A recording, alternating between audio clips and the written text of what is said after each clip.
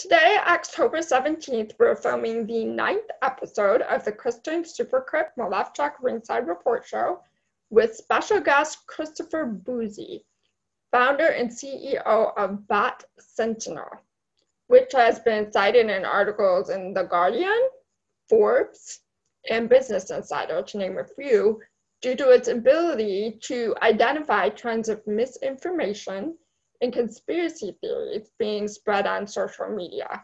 So with the political angle of my show, you can see how that fits in. We're going to find out more about how Bot Sentinel works and about the inspiration behind it.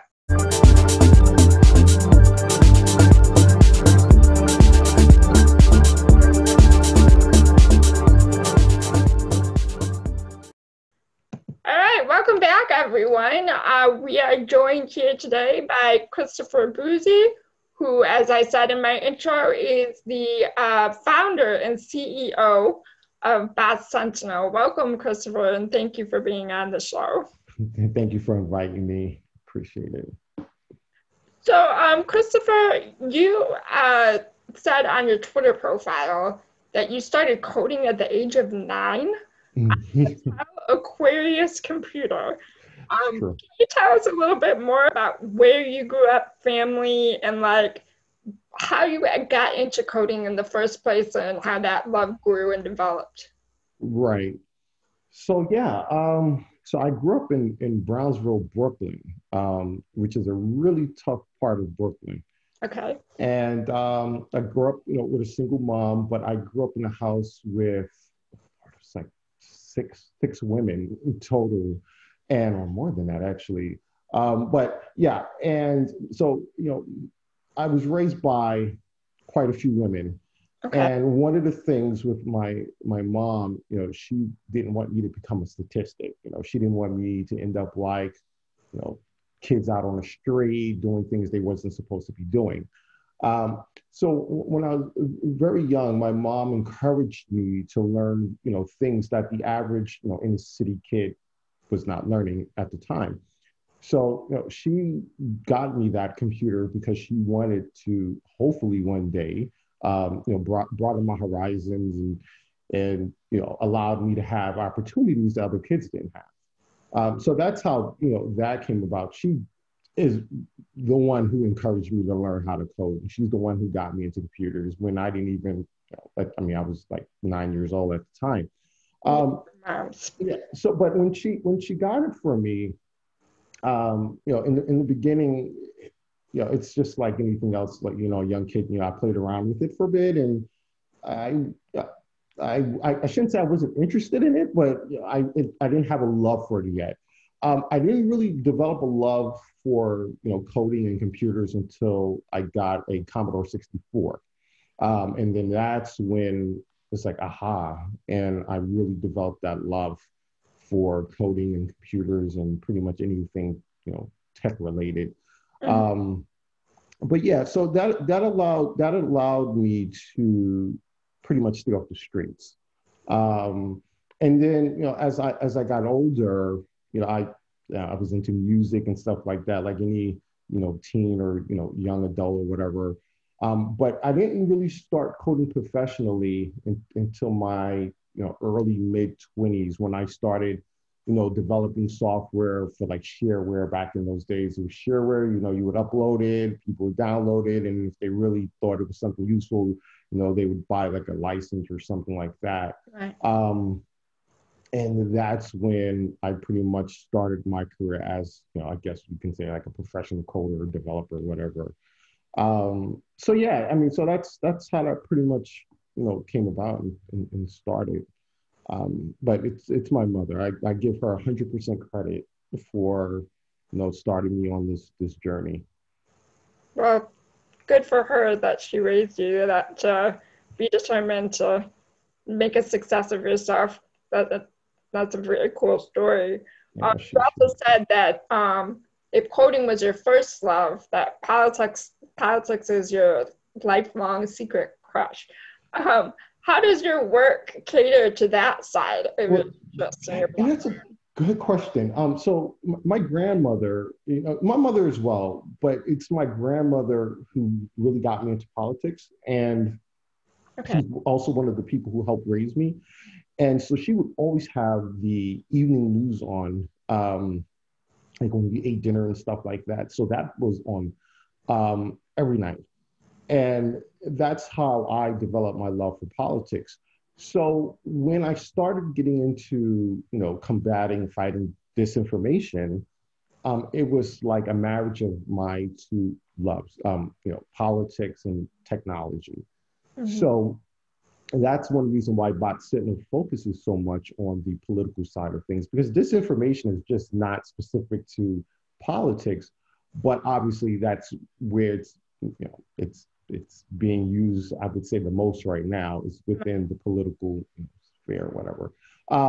So yeah, so I love politics. I constantly have the news on almost 24/7 in terms of, even when I'm sleeping, I have the TV on with the news. It's a bit weird, but I just feel like I'm going to miss something if I'm not connected to what's happening in terms of the news and current events.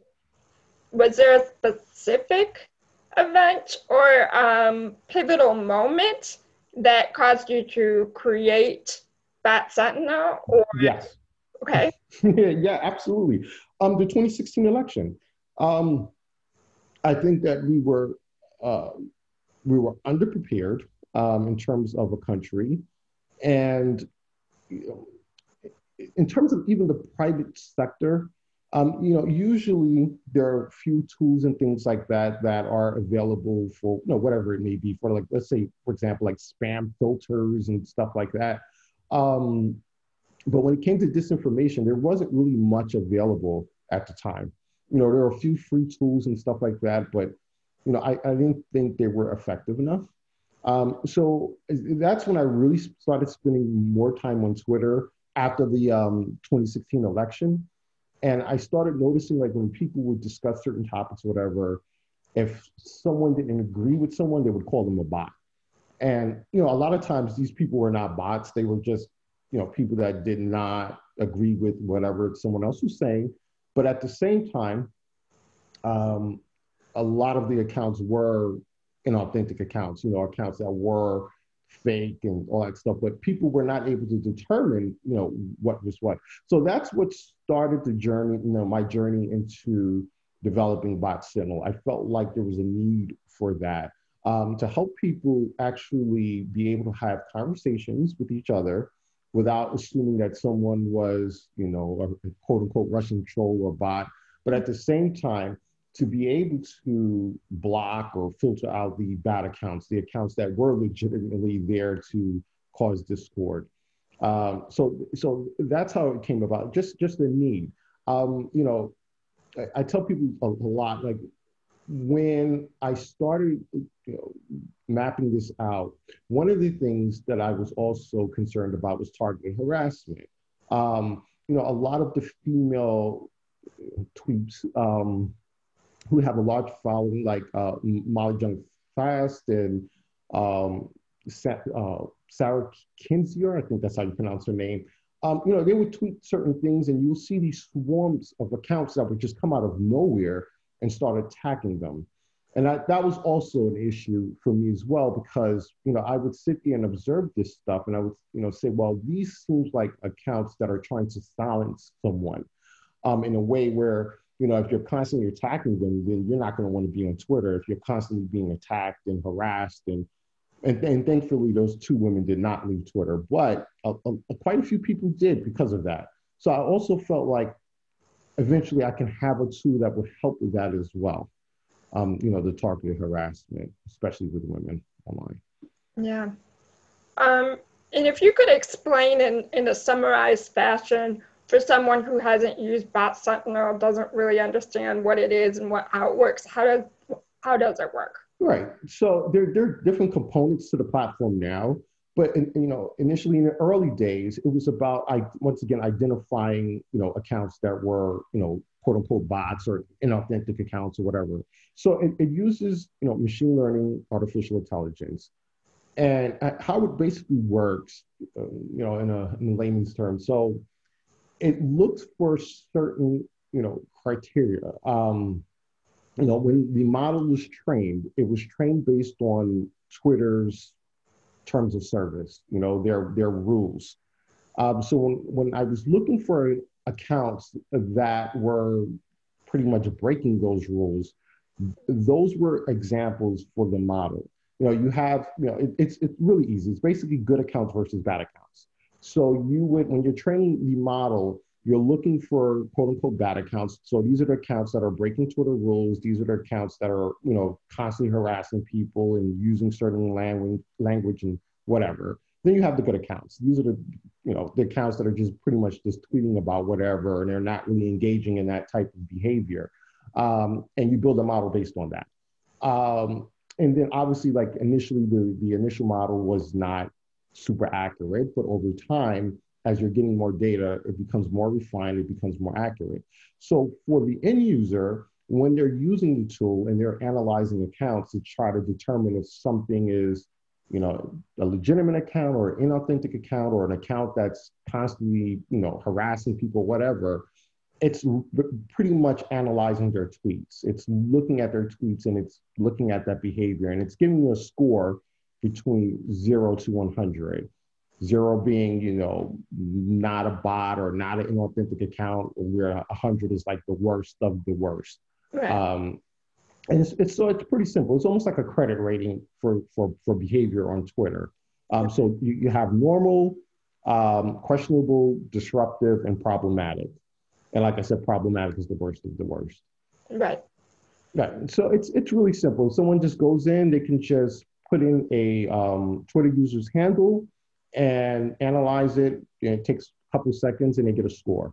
But there are other parts of the platform as well, like I was stating. We have tools that will help you block accounts automatically, the auto blocker. And it's, you can set different filters, just like almost like your spam filter. So you can block accounts based on, obviously, their Bot Sentinel rating. If they were created, the account was created within a few days, because that's a big problem also with swarming. So like someone will harass you and then they will create an account right away and use that account to harass you as well. Or if you block them, they'll create a new account or whatever. So if the account has a few followers, you can also set it to block that as well. So there's quite a bit of, different parameters you can set to block accounts. And that's like our most popular tool now. A lot of the larger accounts are starting to use the auto blocker because, we're in the middle of an election season, or hopefully close to the end of it. And you have these accounts that are just swarming the blue checks and, just saying some horrendous stuff. So it helps with that to block those accounts. I see.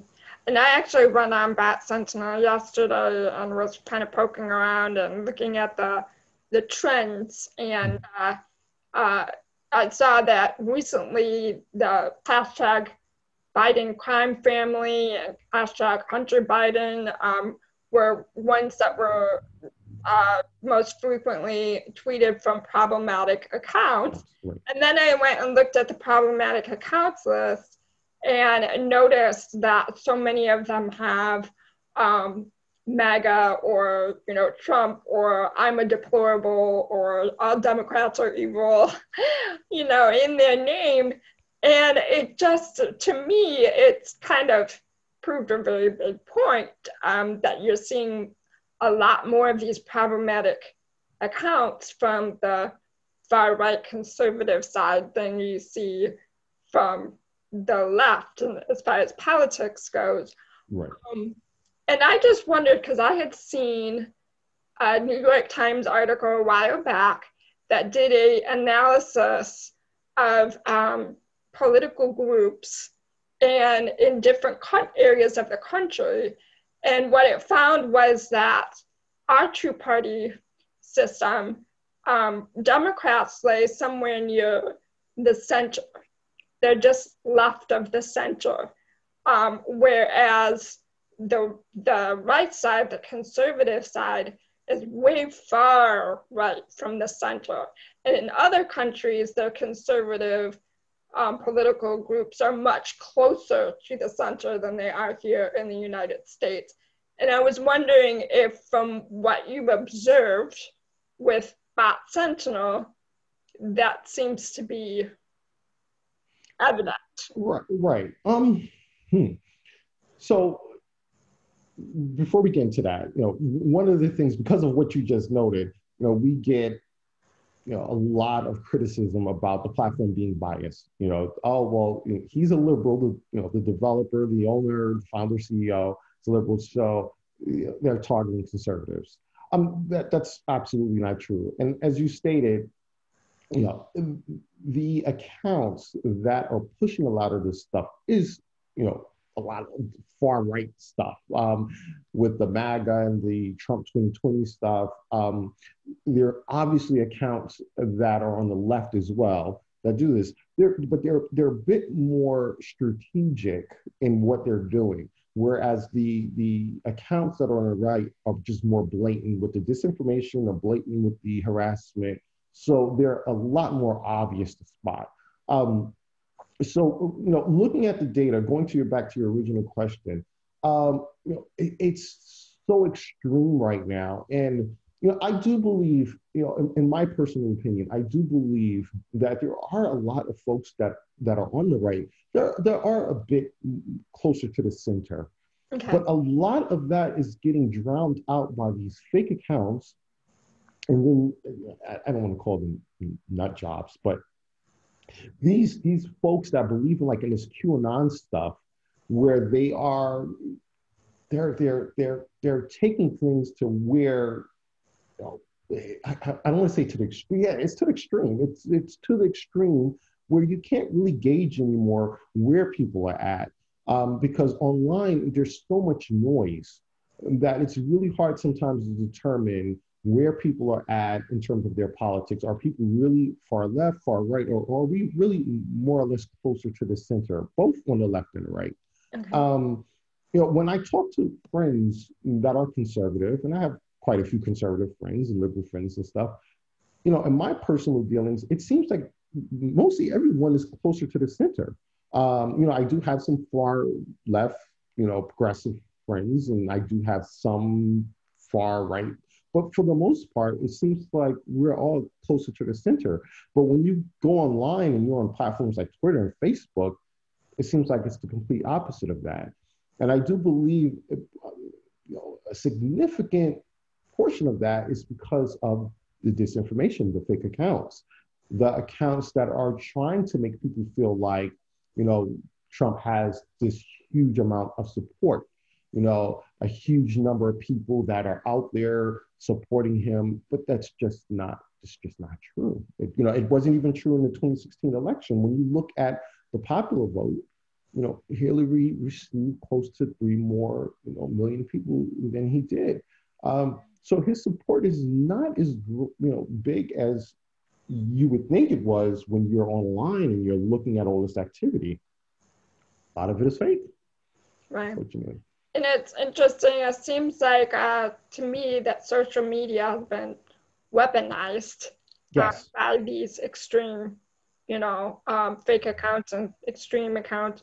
And it's like warfare through mind control. And it's like, I think the scariest thing about that form of control is that people don't know they're being controlled. Right. No brainwashed person knows that they're brainwashed. And, how social media has played into this post-truth politics, it's been labeled.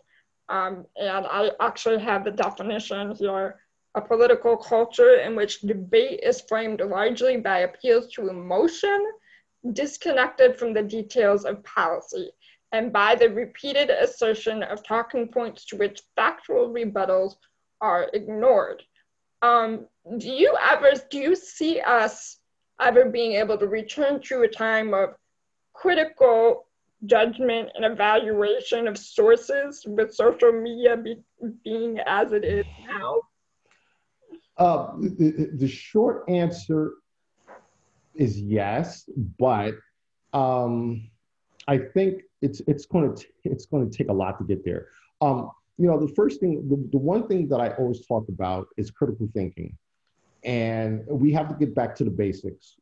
We have to arm our teachers with new tools to teach our kids critical thinking and how to spot this stuff, because it's going to start from, schools. It's going to start from educating, young kids on how to discern from disinformation, factual stuff, and being able to go out and look for this, information to verify that, something is real or fake. So starting there, obviously technology is going to help a bit, but platforms like Bot Sentinel are not the silver bullet. It's going to take a lot more than that. It's going to take, social media platforms to also be more proactive. So if you were to ask me like a time frame, I would say maybe another 30, 40 years before we get there. And I know that sounds grim, but we're just at the tip of the iceberg when it comes to disinformation. I started off and I was saying, right now we are focused on the political realm, politics, but disinformation is spreading like wildfire into other areas. You have, and we deal with this. You have companies that are facing, people that are getting paid to post disinformation about a company. I mean, let's take a scenario where you have a startup that has a really nice product that competes with a company that's established, but this startup is a threat to that company.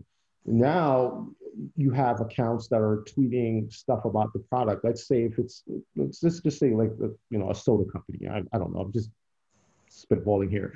And you have accounts saying, oh, I got sick drinking that. Or, I was out with a friend and I drank some of that stuff and, it was really gross. I would never try it again. But these are fake accounts that are doing this. But if you have enough of these accounts saying this stuff over time, you start having legitimate people saying, well, I'm not going to want to try that product. So that's just one example. I mean, if you look at even price manipulation with the stock market, there's another area where disinformation would be a problem.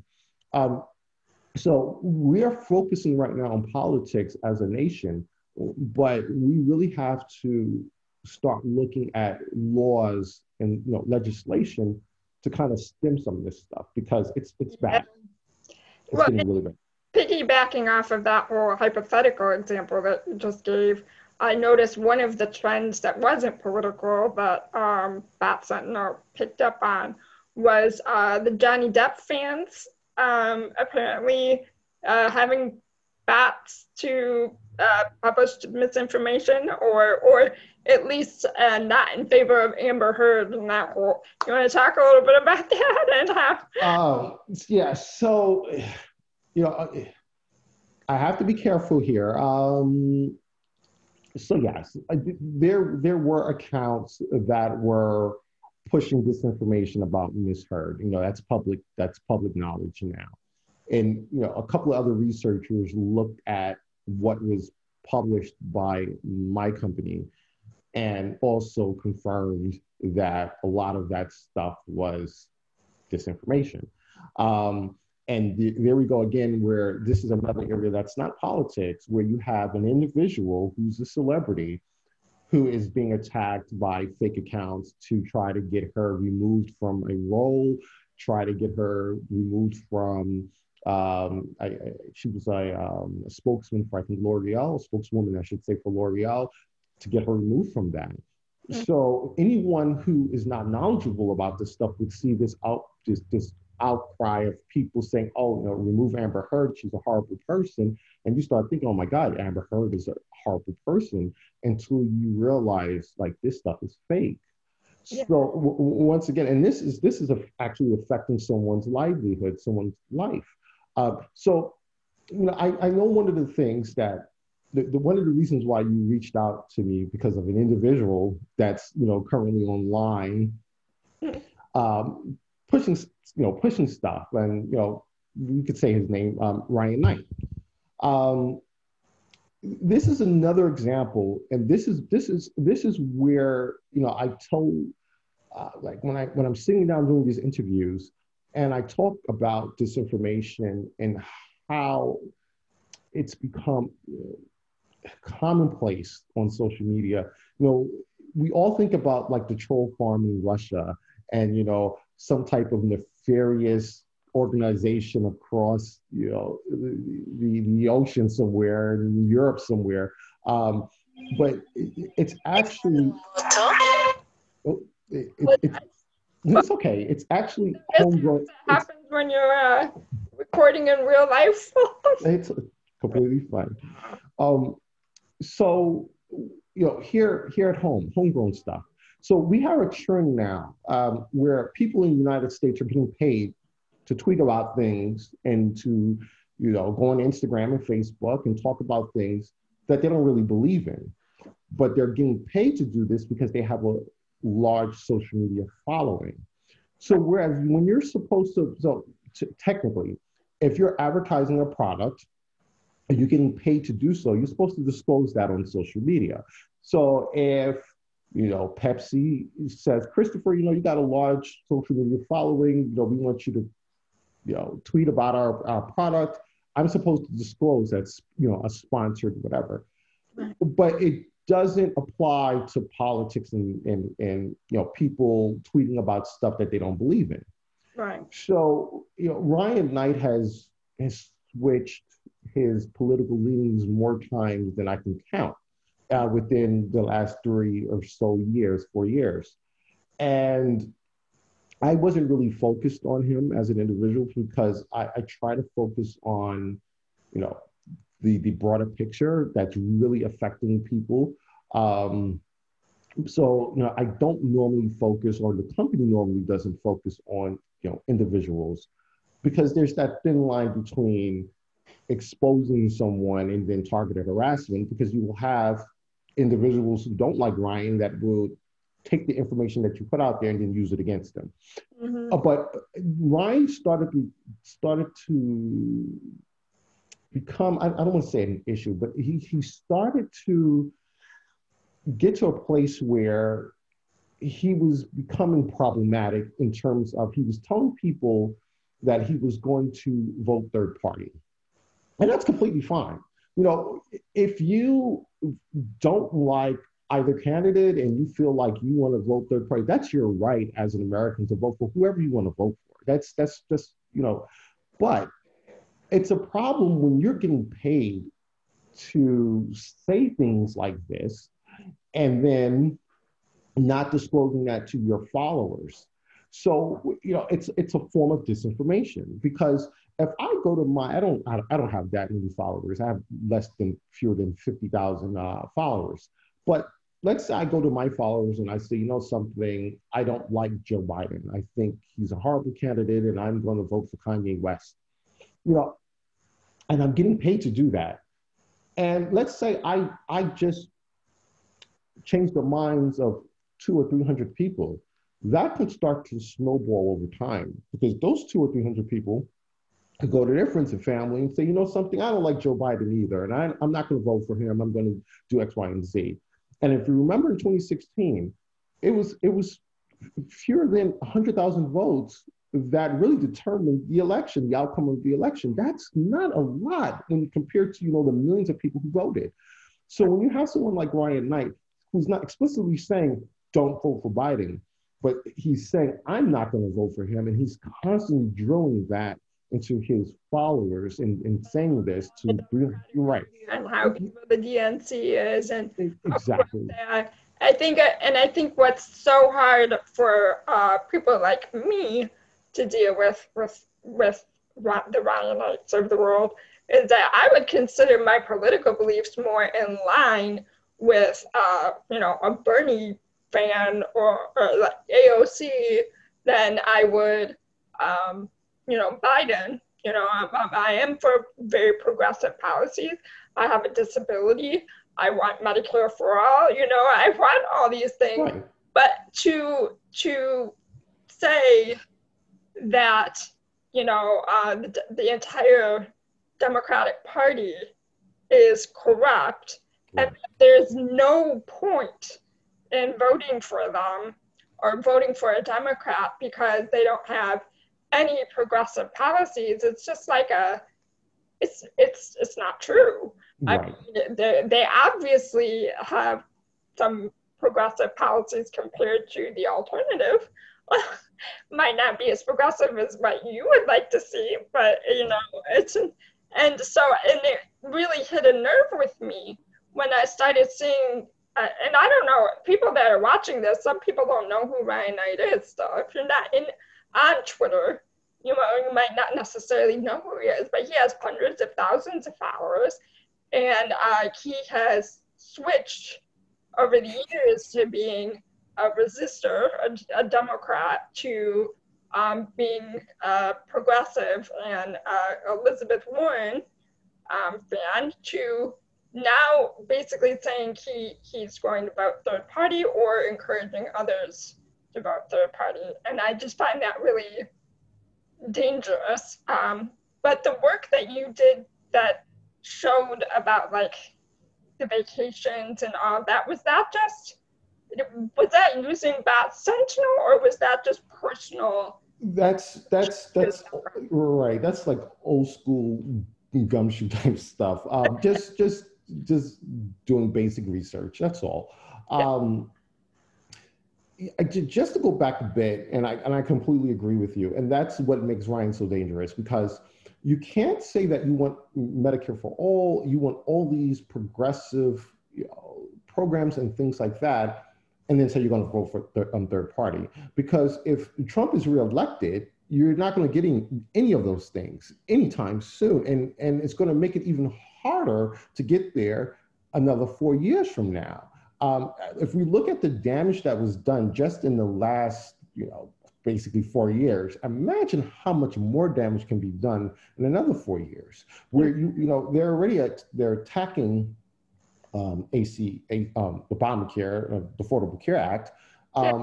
They're attacking that now. It's a possibility with the Supreme Court can overturn that, and we will have to start from scratch. So why not support the candidate that gets you closer to the finish line? And then once that candidate is elected, you can say, hey, this is what we want, and advocate for those things. And not just that, there are lives at stake. Right, absolutely. There are millions of people with pre-existing conditions that currently have health care due to the ACA. Right. Disabled people, vulnerable people, that need that. And if it's taken away from them, they will die.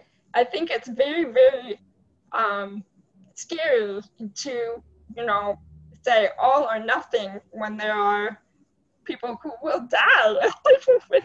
Well, right. And that's why I did what I did with Ryan, because I know that's not his he doesn't believe that. He's being paid to believe, he's being paid to say that. He was part of a super PAC, and the super PAC pretty much paid him to tweet. And that's why he was talking about the progressive stuff, and he was a Warren fan. I mean, once again, like you said, not everyone listening to this knows who he is, but he started off as a Hillary voter and, still with Hillary type stuff. And, he became a resistor. And then after resistor, he was a quote unquote progressive, and he tweeted about progressive stuff. And then all of a sudden he became a socialist. And now he's even doing something that's different. He's talking about starting his own party or something along those lines with Nina Turner. So he's all over the map. Now, everyone evolves over time. You may support something one day and then decide, this is probably not where I want to be. I was not originally a Biden supporter. I was actually for Warren and also Kamala Harris. I was not out there actively supporting Biden, but I know, it's clear to me, I have two choices now. I either support Biden or I support Trump. If I don't vote for Biden, which I did, by the way, I can have 4 more years of Trump. And that's not where I want to be. I want to be able to sleep again. I have not been able to really sleep in a very long time because of what we're dealing with as a country. So when I see someone, like I said, if I knew Ryan from the beginning was who he is in terms of, hey, I'm a socialist, I'm this, and I would have never, ever even I just would have, I would have ignored him. Because there are a lot of people out there who legitimately feel the way he does. But I knew, and it's factual, that he was getting paid to tweet, and he still gets paid to tweet. And if you're not disclosing that to your followers, that's a big problem. Because like I said, once again, that's a form of disinformation. And in my opinion, I mean, obviously we have to balance things, but there needs to be legislation passed to have people disclose that. If I am working for a political organization or whoever, and they're paying me to tweet out certain things, I need to disclose that. And if I don't disclose that, then there should be heavy penalties for that. So yeah, really quickly, before we move on to another topic, I mean, there was an article in the Washington Post, and for years I've been telling journalists this, that there are people in the United States who are getting paid to tweet about stuff. Forget about like the political stuff, but just in general. Like I said, it could be tweets or like micro influencers. Right, exactly. So if you think about this, you let's say you're a nefarious individual and you go to teenagers and young adults and you say, hey, I'll pay you a couple $100, a week to tweet about whatever. It's the same effect of having the troll factory, for example, but now you've decentralized it in a way that people who are involved don't even know they may be involved in something that's nefarious. Right. So you may say, for example, I hire, let's say 3,000 people and pay them each $100 or something like that. Let's say I'm a firm that's doing this, and I say, on this such and such date, say, I dumped this particular stock. I want you on November 3rd to say I dumped stock ABC, and you have all these people doing this. That could affect, markets. And that's why I'm saying that it's really crucial that we get ahead of this, because there is nothing stopping someone from doing that. And that's really easy to do. I mean, if you think of someone in high school, for example, who may have 20 or 30,000 followers, now you may say, well, high school students, they're not going to really think about stocks and stuff like that. But if you're trying to push, let's say, a hashtag, and you're trying to say, hashtag dump ABC, for example, then it doesn't matter who their followers are if they're tweeting this stuff and someone else is retweeting it and whatever. So that's why I'm saying, like, people like Ryan Knight and others who are doing this, it's really dangerous, dangerous stuff. Definitely. And I don't think the wider world outside of social media that don't use it, like my parents, Right. They're still voting age, and, they're still, doing their political thing and everything, but I don't think they realize the impact that Twitter and Facebook and, has on the political outcomes these days, Right. Twitter, Facebook is really good at changing and influencing the minds of the older generation. Okay. Twitter is really good at, I don't want to say manipulating the media, because I have a lot of associates and friends in the media, but it influences the media. When you take that New York Post, for example, story that just recently came out about Hunter Biden, Twitter played a role in that in terms of spreading that information. You had some journalists that should know better that were amplifying that was, tweeting out to their followers. It's a completely ridiculous, story, and not because I'm supporting Biden now. It's just on the face of it, when you dig into the weeds and look at that story, it's complete and total BS. But Twitter helped influence that. So when Twitter made the stand in the beginning of blocking the link, which I thought was a great, decision on their part, they reversed that last night. They started allowing people to share that because they were facing so much criticism from people on the right. So that's why I say, the platforms need to be guided a bit. And part of that has to come from legislation. So if the Democrats hopefully are able to take back the White House and able to take the Senate, their agenda, one of the things on their agenda should be tackling this problem right away, because it's not going anywhere. It's just going to get worse. We have more elections that are going to be coming up, in 2 years, the midterms and stuff like that after this. And these problems are going to increasingly get worse. I mean, they did get worse from 2016 to now. When I started doing this, I have seen a significant change in their activity, but also a significant growth in how this stuff is. I mean, it's spreading. In Brazil, for example, they're on par with us in terms of disinformation. Sometimes I say it's even a bit worse because it's a smaller country and it's just they're overwhelmed with the disinformation.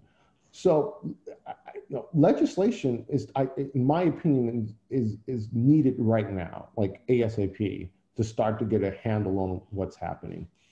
Yeah.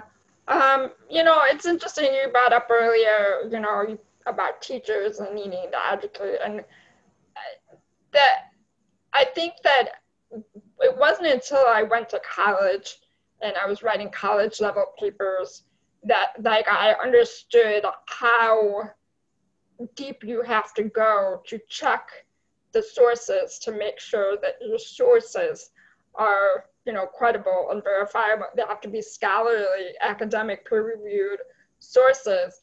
And I feel like with me, I'm always able to go back to that with any article, or the doctors that they are citing in this, credible doctors, I can look that up. I can look up, where this statistic came from. And, was this from a study that was peer-reviewed, those sorts of things.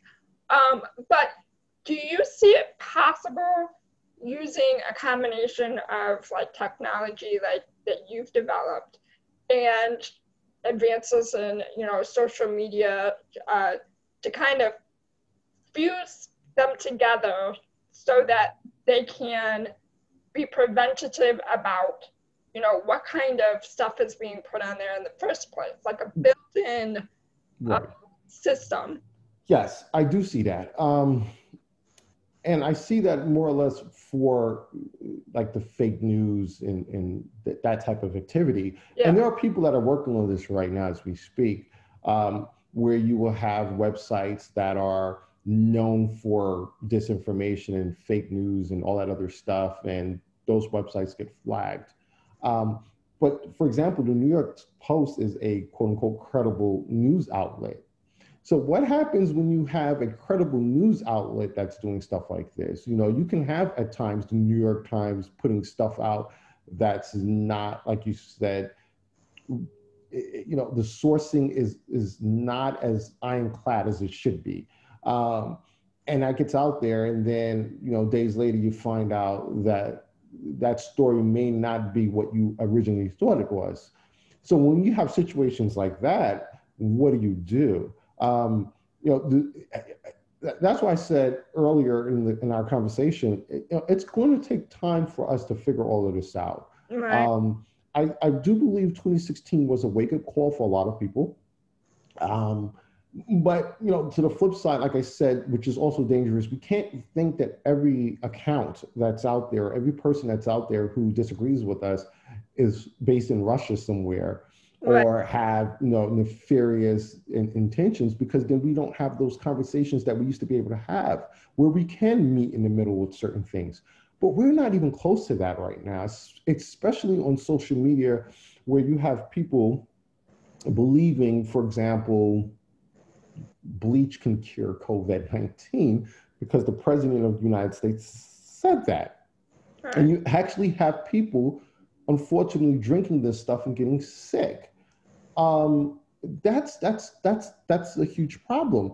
And then how do you, like a developer as myself who is developing tools, how do you develop tools to fight the president of the United States, who has a huge bully pulpit who has millions and millions and millions of followers who can go out at any time and say, hey, you know, Bot Sentinel is the worst platform, and you know it's being controlled by the Russians, for example. How would my company be able to fight, you know, something like that if the president decided to do that? And that's what he does with Twitter. You know, he says things about the platforms that are just not true. That's just inaccurate. So we have to as a nation, we have as a planet, as a society, figure this stuff out on social media, because social media is not going anywhere. So that's why I said we have a long way to go before I think we can get to a place where technology catches up, but also we as human beings catch up to where we can look at certain things and say, okay, this is like totally not credible. One more thing, and I'm sorry for rambling a bit, but you know, I always talk about like spam filters when I talk about this stuff. And you know, back in the early 2000s, late 90s, we all used to get flooded with spam, and we used to get the stuff with, you know, the Nigerian scammers and, hey, if you send me this, that, and the third. We don't get that much of that stuff anymore because of technology, obviously. And then when that stuff does sometimes, you know, creep into your inbox, you automatically know it's BS. It took us some time to get there, but that stuff doesn't work as well as it used to work, you know, back in the early days, you know, the 90s, 2000s, late 90s, 2000s, early 2000s. But the point is, I think we will get there with disinformation as well. I do believe that we will get there eventually with, you know, tools and stuff like that. I don't know if it will be within my lifetime. Like that's why I said maybe another 50 years or so, I don't know, but I do think because the spam stuff is a lot more straightforward. The disinformation stuff is not. It's a lot more complex. Right. I'm just not, I have to be honest with you, I'm not optimistic at all about that yet.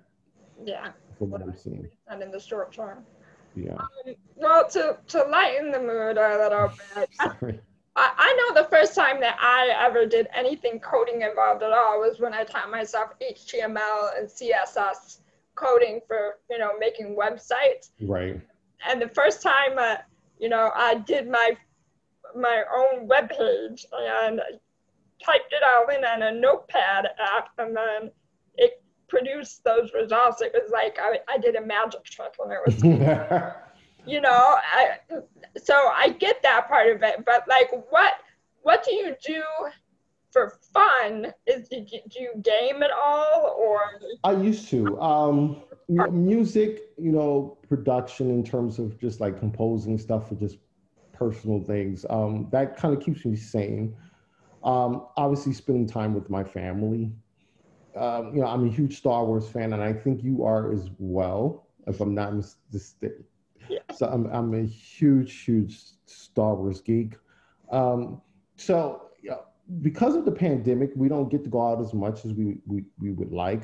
We don't really go out at all. So one of the things we used to do was, you know, go to the movies a lot. You know, we're big movie fans, and then we're also big foodies. So you know, we'll go out to eat in restaurants and things like that. Yeah. But it's just it's hard to, even before the pandemic, it's hard to enjoy yourself and enjoy life when you see a lot of this crap that's going on.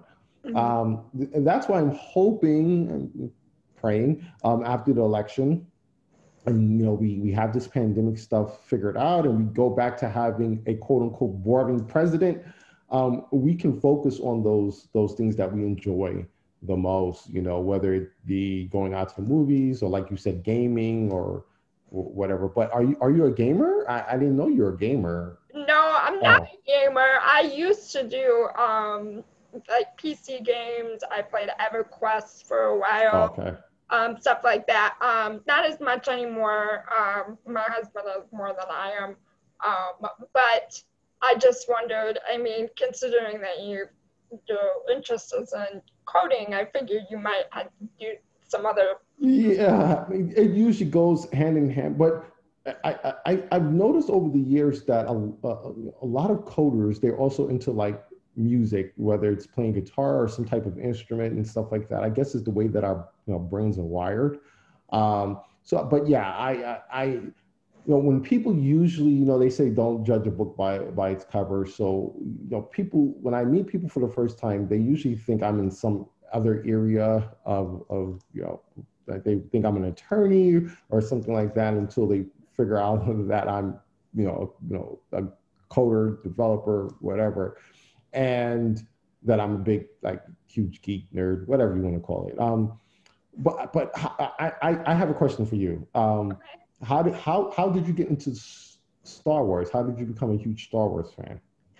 Well, I just loved the movies, growing up, and I did not read any of the books or the. Novels and stuff. Some people are into it way more than I am, Right. and my husband's one of them. Like he can tell you whatever like lightsaber color means and the whole, theory behind it all, and Right. the characters that are not even in the movies, but are part of the Star Wars canon and stuff like that. I'm not that deep into it, but my husband also got me into Legos. Right. And I do love Legos now. I mean, you would think that that would be something that was, you would be able to get into as an adult. But some of these Lego sets are so elaborate, so intricate, and pretty amazing when they're all put together. Right. And that we have more on the other side of the room that you can't even see. But this is just the Star Wars Lego collection over here. So, yeah. Those couple of things combined, but the Star Wars Lego collection got me into Star Wars even more. Right. So, Right. yeah. And pretty much same here as well. Growing up as a kid, seeing the original Star Wars on VHS, and then going and seeing the Empire Strikes Back and Return of the Jedi actually in the theaters, Return of the Jedi. I wasn't a big fan of the last three movies, especially the last movie. I wasn't a big fan of that one at all. But overall, I watched The Mandalorian. I love that on Disney Plus, and I'm looking forward to the end of the month when it comes back. Mm-hmm. But yeah, Star Wars for me, I'm a huge Star Wars fan as well. I'm not, like you said, I'm not as deep in it as a lot of, I have some Twitter friends that are just like, they've read everything and they know significantly more stuff than I do. But I'm a Star Wars fan. Right? Yeah, and I also like fantasy and sci-fi in general because I like any kind of thing that can get you out of the world that you're in when you need to get to a different universe, a different world, and just kind of escape for a while. Like sci-fi and fantasy does that better, I think, than any other genre. So I agree. yeah. I agree. I'm a huge, obviously, sci-fi fan as well. And for me, like science, like you said, science fiction, gets you out of where you at for a while and takes you to another place. But because once again, the way my brain is wired, sometimes when I'm watching a sci-fi movie, like, how could we do that? When I see certain things, like, it would be great if I can actually build something like that, or whatever. But yeah, I agree with you, and that's why I said, hopefully, a year from now, where we can look back and say, that nightmare is over, and we're enjoying life again. We can actually go outside again and enjoy, Yeah. And it kind of ties into the next thing I was going to ask you. What are your dreams for the future? What do you want to do next? I mean, you've already accomplished an amazing amount, but what do you, not necessarily in the realm of, what's realistic, but what do you dream of being able to accomplish? Well, that's a good question. I mean, at some point, hopefully, So one thing, and this is gonna be a little weird, especially from where I'm at right now. But so on social media, I follow a lot of single moms or just people who like divorcees and stuff like that. And I see them when they tweet out, and they say like they went on a date or something like that, and it was a bad date, and they were using whatever app and stuff like that. I would love to tackle that problem next. I know that sounds a bit weird, but I think everyone should find love at some point, and I think people should be happy. And I believe in my core that dating apps suck. Um, I do. Because I believe. My husband and I met on a dating app. I'm glad that it worked out. I don't give the dating app credit for it. It was just kind of one of those where like we started talking because we were both on it. But it really didn't do much other than like let us see each other's faces, and then it went from there and developed from there because of our conversations. But that was just, I think, luck, Right. not the app that made that happen. I think, well, and there are lots of people who do, meet people and actually get into relationships because of dating apps, but there are a lot of people who don't. And one of the things I always talk about is how, before we had cell phones, we used to actually talk to each other. Yeah. Like when you really were into someone, you liked someone, you would call them up and you would stay on the phone for like sometimes hours at a time talking to a person. And we don't do that anymore, even as a society. A lot of it is just texting back and forth. Mm-hmm. And I do believe that's also affecting how we interact with each other on a romantic level, a relationship level. I would like to tackle that. I would like to find a way where it makes it easier for people to find love and whatever, but to be able to interact with each other again. Because anyone can just text something to each other, but when you're actually looking someone in their eyes and talking to them, you can kind of gauge if someone is being full of it or they're being genuine, but you're not going to get that from a text message. And I think when people finally do get a chance to be around each other after going back and forth and I shouldn't say falling in love with what they're dealing with through the text messaging, but they have one opinion of someone that's actually not what's there. And I'm seeing this a lot.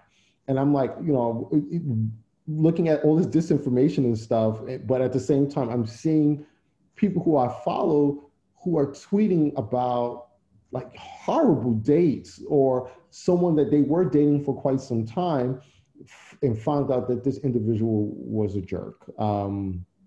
That they met on a dating website. So that's one thing I would like to do. But, I don't usually, I'm not one of those people who like set goals and try to achieve those things, because then it's like, I believe you end up burning yourself out. So I kind of go, I know it's a little bit weird, but I kind of go with the wind and see if I see a need for something. Like I see a need for better polling, for example. Now, I'm not saying that's something I'm going to try to tackle, but I do think with the technology we have, polling can be a heck of a lot more accurate. And I don't know, I just think I don't think enough is being invested in that area as well, where we can get, better polls, accurate polls, because more and more people are getting into politics, more and more people are looking at polling. But yeah, helping people find love would be something that would make me happy if I can pull that off. It's a surprise, but it's a really cool surprise. I'm excited to see what happens with that. If it happens, Yeah, right. So also, when I dropped the press release on my Twitter account about our interview, somebody had commented something about your assistant and them being under 3 feet tall and only having a few teeth. Yes. What was that referring to? Talking about my son Liam. Yeah, he's He's 13 months old now. Um, and we we can see, with our children, sometimes we see ourselves in our children. And I really firmly believe this, and I could be wrong in this, but I firmly believe that we are destined in some way, just genetically made up in ways to be attracted to certain things that other people are not. So you have engineers, coders and all that stuff. I firmly believe our brains are wired that way. And I see already in my son where he has an affinity for mechanical things. So when he goes into my office, he's turning knobs and, he's bypassing the boring stuff and going directly to the stuff that's cool and exciting. That person who did say that has been following me for a while and been joking that, Liam is my, assistant and stuff. But I wouldn't be surprised if he started coding at an early age or was into something technical, at a coding age. It's funny. My mom is an interior designer, and she just has a knack for, just making things beautiful. And this setup behind me, although it's my husband's stuff mostly, I'm the one that, figured out the layout and everything. And I just love doing it.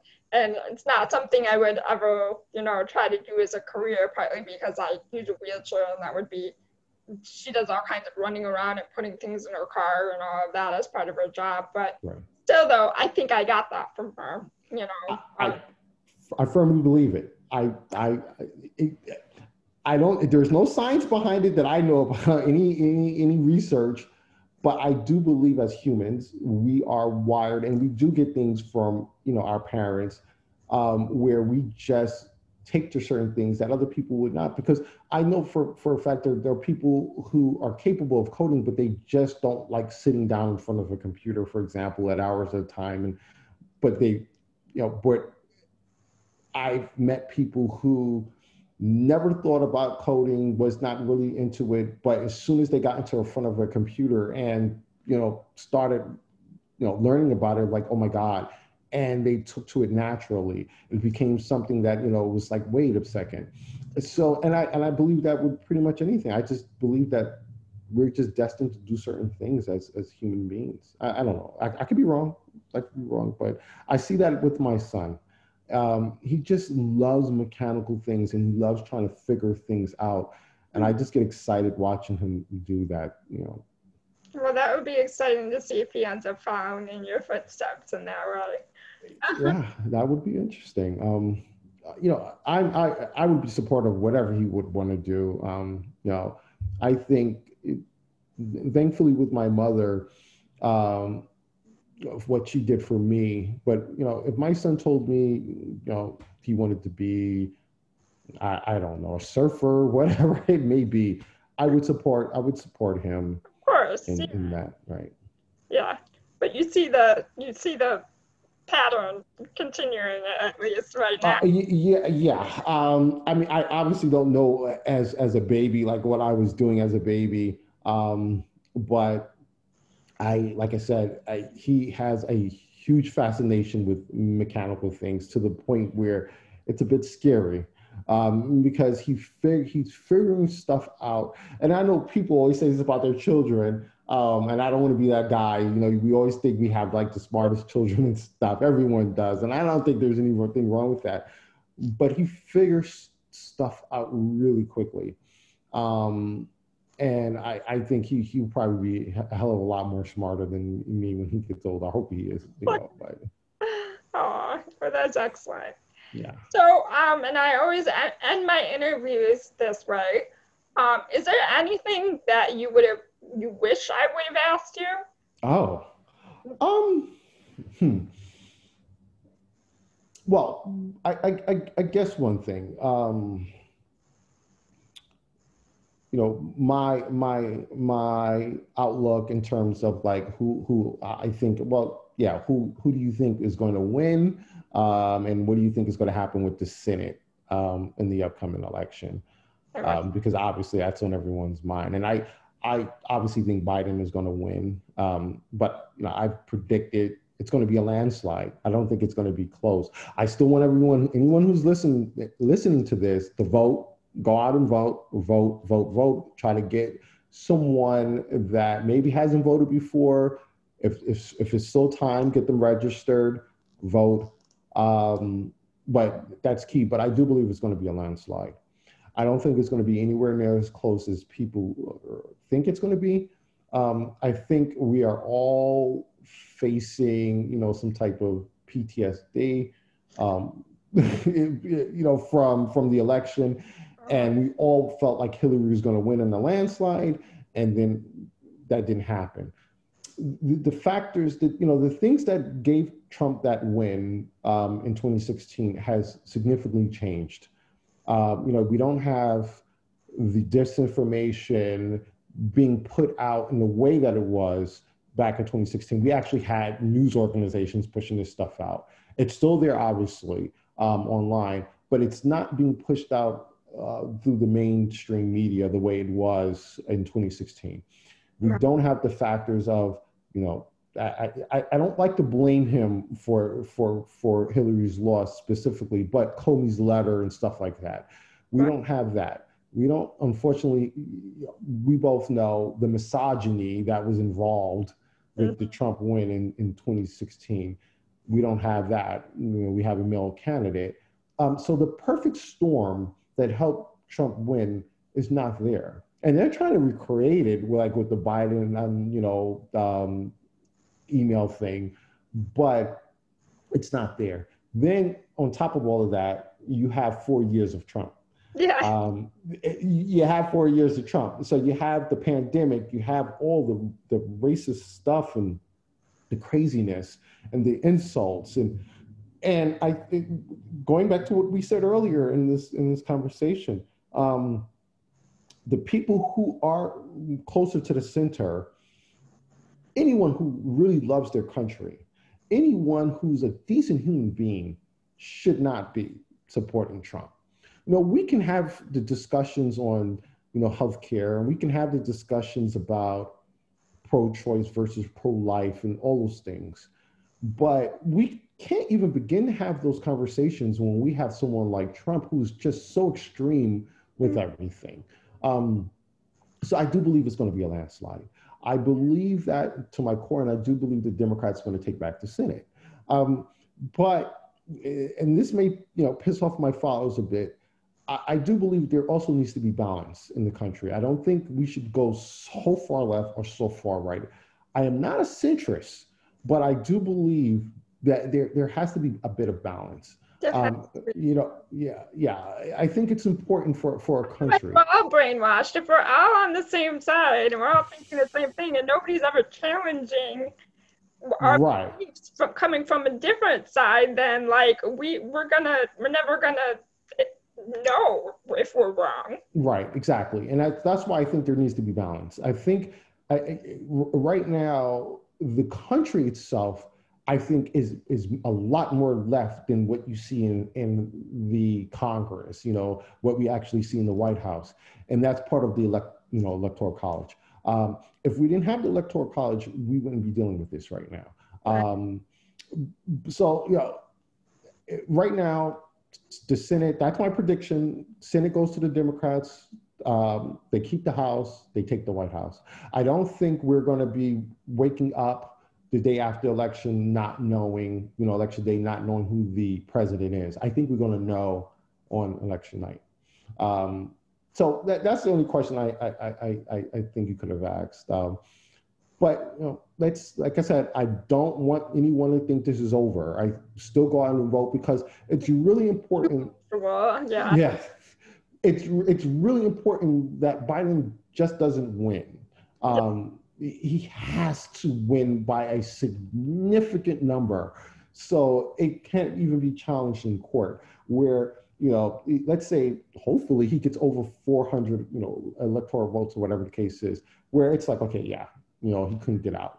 And Glenn Kirshner, I've interviewed Glenn Kirshner before, and he is always saying it needs to be numbers, hashtag numbers too big to rig. Right, right.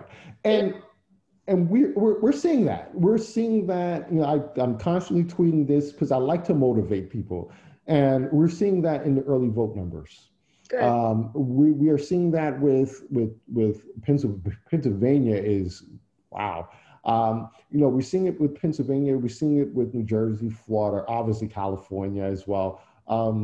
So if Trump can't win Pennsylvania, if he can't win Florida or Michigan or whatever, it's over. The night I think we will know quicker than people are expecting. Yeah. Yeah. Yeah. Well, that's good to hear. That's comforting. I'm glad that you think that. I agree, but I think everybody's still got some PTSD, like you said, from 2016. So Right. We're also on the side, erring on the side of caution. Yeah. You can't be too careful right now. And I believe that's the key motivating factor, which have people out there voting in record numbers, because they assume that no way in the world a reality TV star is going to win. So I'm just going to stay home. Hillary got this. I'm going to stay home and, and they woke up and said, holy crap, I could have voted and I could have made a difference. And I think people realize my vote really does count now. Mm-hmm. And now they're standing in lines for 2 hours, 3 hours to vote early. I can tell you that's not for Trump. Right. These people are out there voting because they want to get rid of Trump. Yeah. And I believe he knows this, and the numbers are just not looking good for him in terms of the early voting. We can debate polls and the accuracies and the margin of error and but we're actually getting real numbers in terms of early voting. Obviously, a Democrat can vote for a Republican, and an independent can vote for whoever the heck they want to vote for.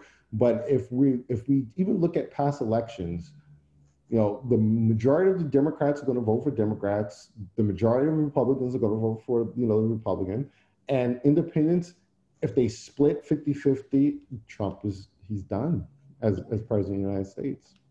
Yeah. So we'll see. We only have 17 more days? I think it is 17. I think, yeah. 17. Yeah, I think it is. So 2 weeks. It's almost like one of those. So all of us that have been so politically involved in this, when it's over, are we gonna know what to do with ourselves anymore? I mean, obviously we're gonna be.